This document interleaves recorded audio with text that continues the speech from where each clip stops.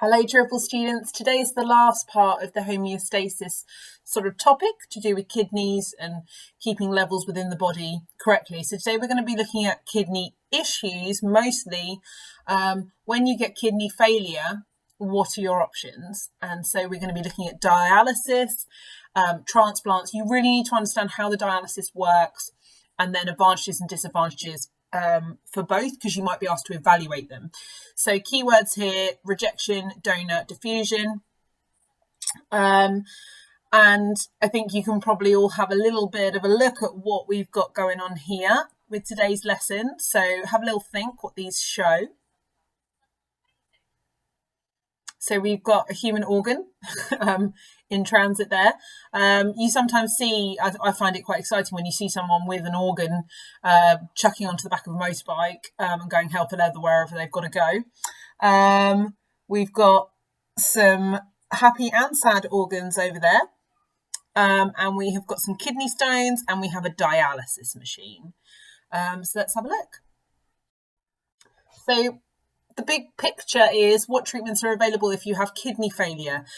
Kidney failure obviously means kidneys not working. There can be lots of reasons why that happens. You need to explain how dialysis and transplants overcome or treat kidney failure.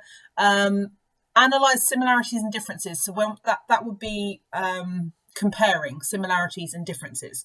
So if you had compare dialysis and transplant, that would be what's similar, what's different. Similarities and differences between dialysis and kidney function, and evaluate the advantages and disadvantages of each treatment. And remember, when we evaluate, we have to come up with a justified response at the end. Okay, so major issues that you can have, issues that you can have with the kidneys. Kidney stones is probably the most common one that people know about. Gets confused with gallstones occasionally.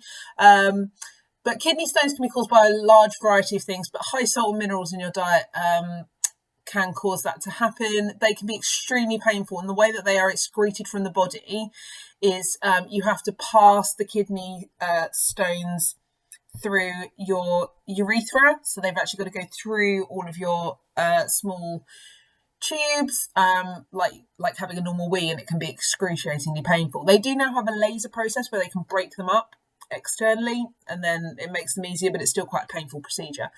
Renal damage or failure. Remember, renal means to do with the kidney. The kidney's no longer able to filter properly, and so your plasma's not being reabsorbed, which means that you have got proteins and cells passing through to your Bowman's capsule. So your urine is going to be highly concentrated with things it shouldn't. It means that you're not going to be maintaining levels of water in your body and having a build-up of these toxins in your blood.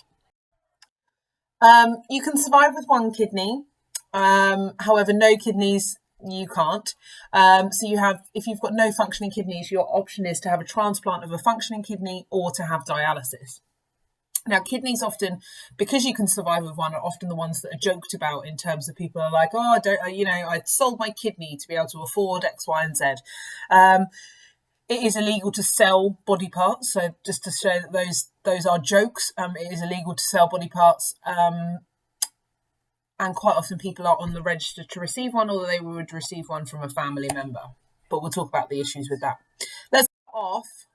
Let's start off with talking about dialysis. Now, this is the sort of process of dialysis in a lovely diagram. You might get a diagram in the exam, and they're not all going to look the same. But let me talk you through this. So I'm going to start from the person's arm with the arrow going upwards. So you would have a needle put into your one of your arteries, remembering arteries have high blood pressure and are moving away from your heart, so toward your cells. So you would have a pump pumping your blood to ensure it's going in the right direction.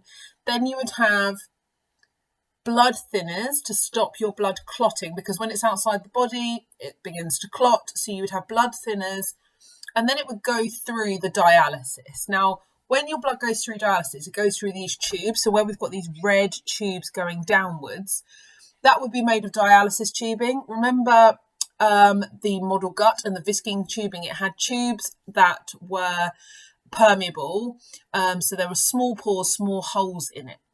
Those tubes would be passed through dialysis fluid, And this is where we would have diffusion and movement of urea and toxins moving out of your blood into the dialysis fluid. We're going to talk about that in more detail, but that dialysis machine is essentially a big filter for your blood. So all the urea is moved out of your blood, and excess water moves out of your blood, and then it would come out of the dialysis machine, and then it would go into a bubble trap.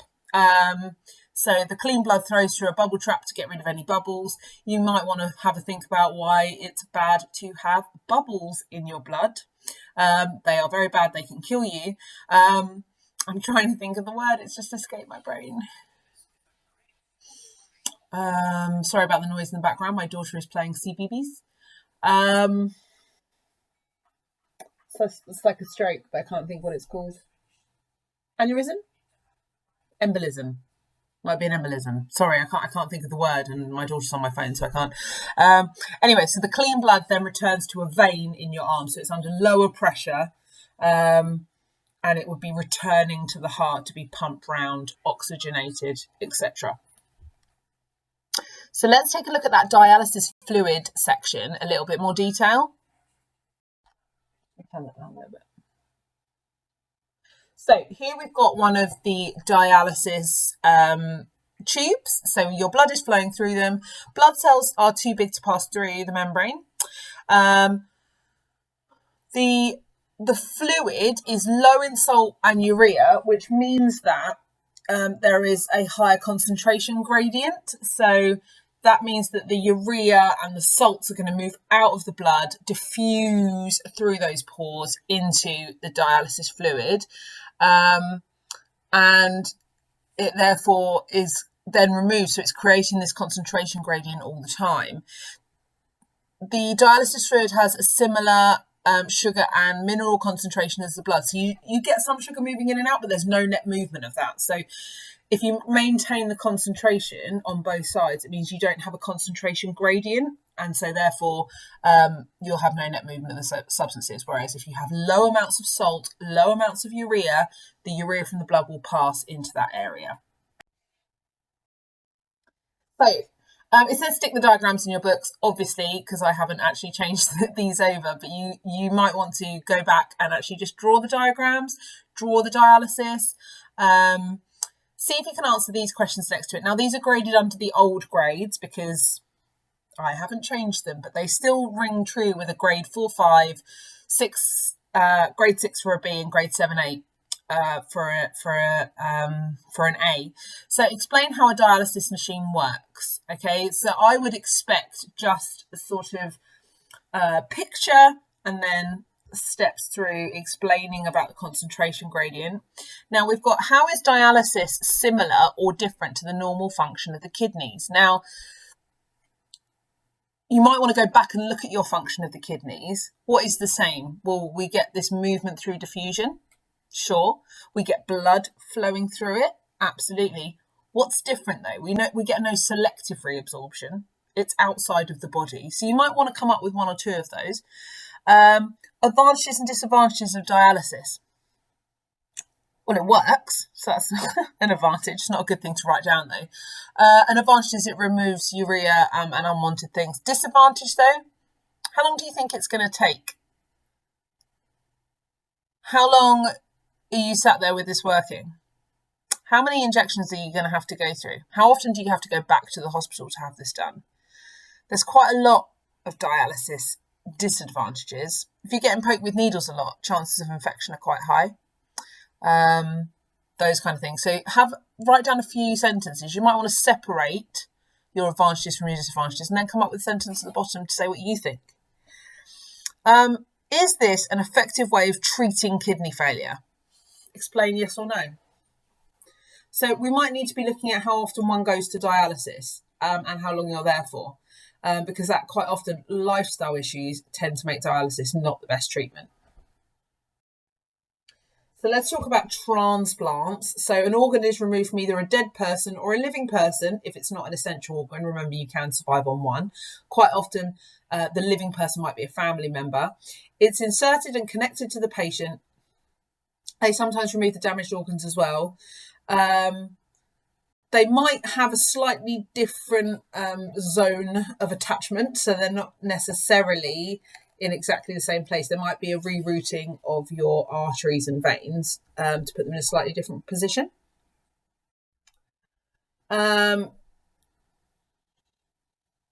So the task we're going to look at is, can you find a table of advantages and disadvantages of a transplant?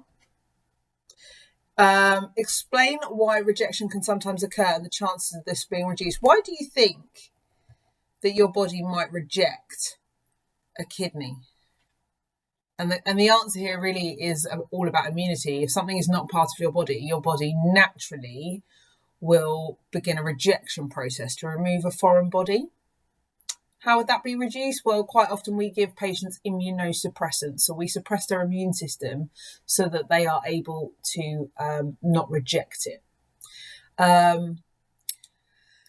So let's think about advantages and disadvantages. Obviously, there's an operation. They can last for quite a long time. That's a good thing. Which out of these two is the most beneficial? Let's have a think about that.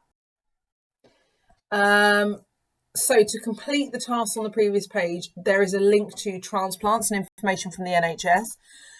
Listen out for the advantages and disadvantages. And here are some exam questions. So you're probably going to want to pause this to get yourself time to do this. So kidneys regulate the concentration. Describe the process to prevent oxygen being excreted into the urine. The table shows concentrations of dissolved substances. Suggest an explanation for the difference in the composition of the urine. That's going to be on the next slide. And the person with the kidney disease can be treated by using dialysis machine or a kidney transplant operation. Advantages and disadvantages. So it's all of the things that we've been talking about. So here's an example of concentration of grams per dm cubed. So the urine of a healthy person contains 21 grams per dm cubed of urea and 19 of mineral ions, and then a person with kidney disease is losing 6 grams per dm cubed of protein. It's not ideal.